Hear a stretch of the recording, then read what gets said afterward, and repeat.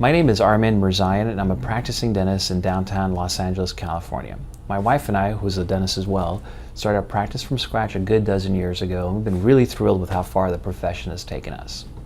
Today, we're going to talk about NX3 resin cement and all its applications, particularly with how it applies to ceramic restorations.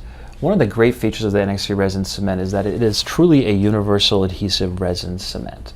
This means that you can use it with a total etch bonding agent or a self-etching bonding agent. Another great feature of this material is its superb color stability, which is due to Kerr's patented amine-free redox initiator system.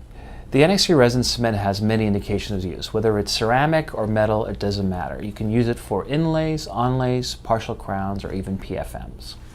What I love about the system is a number of different color options that I have. I've got the option to choose clear, white, yellow, white opaque, or even bleach. So if I use the LiteCure resin cement, it affords me all the time in the world. If I'm seating 10 restorations, I can place them with the LiteCure resin cement, clean up at my comfort level and my leisure, cure them when I'm ready to cure them.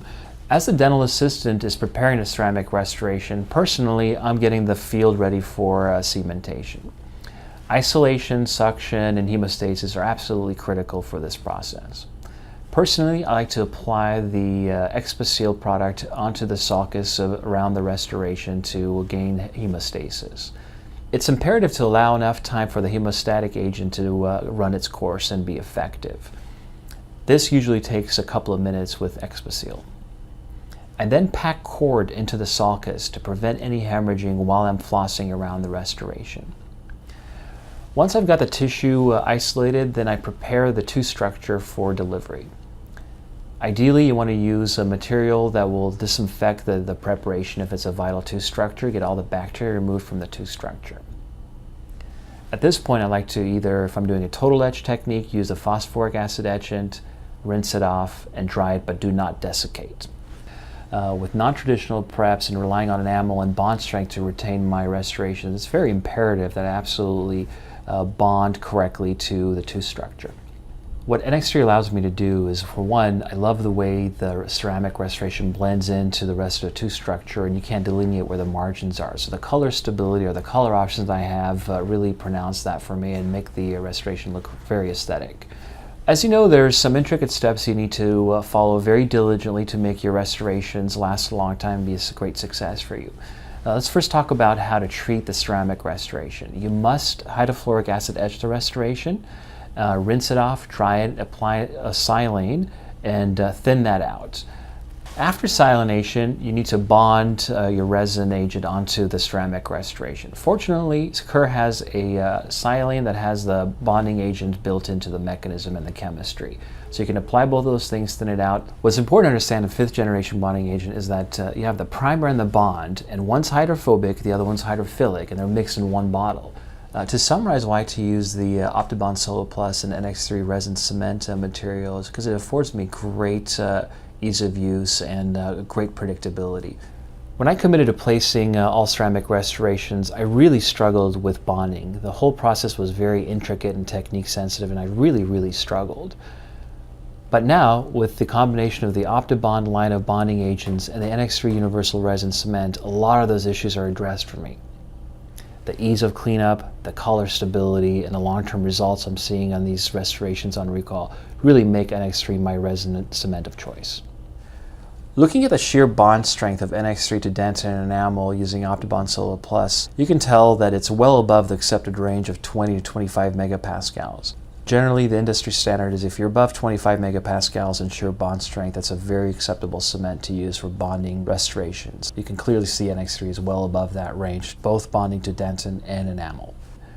Looking at this chart that publishes the sheer bond strength of NX3 to various substrates, you can see how well the material performs. The thing that's most surprising to me is how well it bonds to gold, but predominantly most of my work is Emax, lithium disilicate, and ceramic restorations, both CEREC and lab processed ones, and they're clearly above the acceptable range for bond strength. Another popular combination is NX3 and OptiBond all-in-one. The unique advantage here is that the bonding protocol is simplified, but still allows for a good bond between the prep and cement interface. NX3 is quite compatible with OptiBond all-in-one and yields excellent bond strength regardless of whether the cement is self-cured or dual-cured. When using OptiBond All-in-One, brush the adhesive on the prep area for 20 seconds and repeat the step.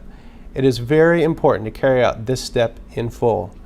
After the application of the adhesive is complete, air dry the prep for 5 seconds and light cure before applying NX3.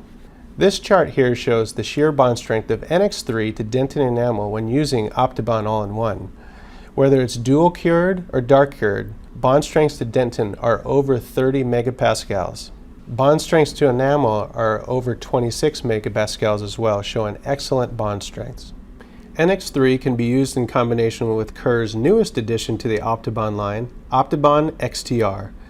OptiBond XTR is Kerr's self-etch, light-cured, two-component bonding agent. OptiBond XTR is effective enough to use in total dark cure mode with NX3 without being light-cured. In other words, when using NX3 and OptiBond XTR, light curing on the prep side is not required. Remember though, when using this technique, you must air thin the adhesive with maximum air pressure for 15 seconds prior to applying NX3.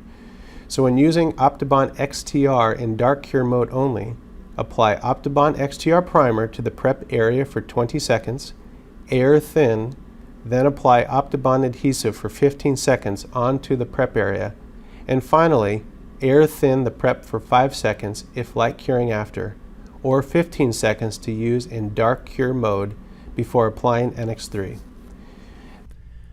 This chart shows the shear bond strength on dentin and enamel when using NX3 and OptiBond XTR.